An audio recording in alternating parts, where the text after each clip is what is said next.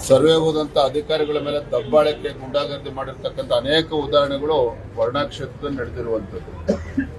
ಅಷ್ಟೇ ಸ್ವತಃ ಮುಖ್ಯಮಂತ್ರಿಗಳೇ ಬೆಳಗಾವಿನಲ್ಲಿ ಏನು ಹಿರಿಯ ಪೊಲೀಸ್ ಅಧಿಕಾರಿ ಬರ್ಮನೆ ಅವ್ರ ಮೇಲೂ ಕೂಡ ಕೈ ಮಾಡೋದಕ್ಕೆ ಹೋಗಿದ್ರು, ಅವರು ಕಪಾಳ ಮೋಕ್ಷ ಮಾಡೋದಕ್ಕೆ ಹೋಗಿದ್ರು.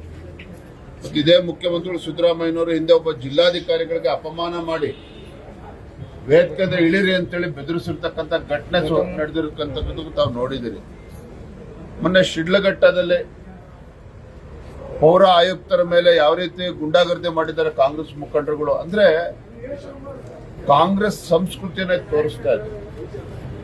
ಕಳೆದ 2.5 ವರ್ಷದಲ್ಲಿ ಸಿದ್ದರಾಮಯ್ಯನವರು ಕಾಂಗ್ರೆಸ್ ಸರ್ಕಾರ ರಾಜ್ಯದ ಅಧಿಕಾರಕ್ಕೆ ಬಂದ ಮೇಲೆ ಯಾವ ರೀತಿ ಅಧಿಕಾರಿಗಳಿಗೆ ಬೆದರಿಸುವಂತ ಕೆಲಸ ಮಾಡ್ತಾ ಇದ್ದಾರೆ, ಮಹಿಳೆಯರು ಅಂತ ಲೆಕ್ಕಿಸದೆ ಯಾವ ರೀತಿ ದಬ್ಬಾಳಿಕೆ ಮಾಡ್ತಾ ಇದ್ದಾರೆ. ಇದು ಕಾಂಗ್ರೆಸ್ ಸಂಸ್ಕೃತಿ ಮತ್ತೆ ಸಿದ್ದರಾಮಯ್ಯನವರ ಸಂಸ್ಕೃತಿ. ಇದು ಅದನ್ನೇ ಅವ್ರ ಕಾರ್ಯಕರ್ತರು ಗುಂಡಾಗರ್ದಿಗಳು ಪುಡಾರಿಗಳು ಮಾಡ್ತಾ ಇರುವಂತದ್ದು ನೋಡಿ. ಮತ್ತೊಂದು ಕಡೆ ದುರಂತ ಅಂತ ಹೇಳಿದ್ರೆ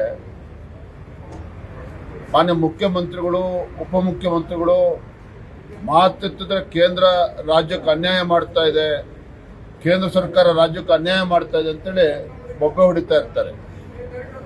ದಾವೋಸ್ನಲ್ಲಿ ವರ್ಲ್ಡ್ ಎಕನಾಮಿಕ್ ಫೋರಂ ದೇಶದ ಎಲ್ಲ ಮುಖ್ಯಮಂತ್ರಿಗಳು, ಬೇರೆ ಬೇರೆ ರಾಜ್ಯದ ಎಲ್ಲ ಮುಖ್ಯಮಂತ್ರಿಗಳು ಸಹ ದಾವೋಸ್ಗೆ ಹೋಗಿ ನಮ್ಮ ರಾಜ್ಯವನ್ನ ಪ್ರೆಸೆಂಟ್ ಮಾಡುವಂತ ಕೆಲಸ ಮಾಡ್ತಾರೆ. ಅಲ್ಲಿ ಬಂಡವಾಳಶಾಹಿಗಳನ್ನ ಅಲ್ಲಿ ಕರ್ನಾಟಕಕ್ಕೆ ಬರಬೇಕು, ನಮ್ಮ ರಾಜ್ಯಗಳಿಗೆ ಬರಬೇಕು ಅಂತೇಳಿ ಅಲ್ಲಿ ಹೋಗಿ ಸಭೆಗಳನ್ನ ಮಾಡ್ತಾರೆ.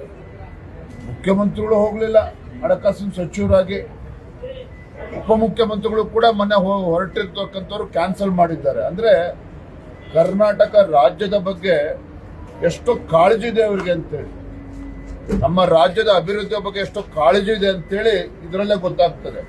ರಾಜ್ಯದ ಹಿತದೃಷ್ಟಿಯಿಂದ ಕಾಪಾಡುವಂತ ಒಂದು ಕೆಲಸ ತಾವು ಮಾಡಬೇಕೇ ವಿನಃ ಈ ರೀತಿ ಮಹತ್ವದ ಸಭೆಗಳಿಗೂ ಹೋಗೋದಿಲ್ಲ ಅಂತ ಹೇಳಿದ್ರೆ ಈ ರಾಜ್ಯಕ್ಕೆ ಮಾಡ್ತಾ ಇರ್ತಕ್ಕಂಥ ಅನ್ಯಾಯ ಮತ್ತೆ ಅಪಮಾನ.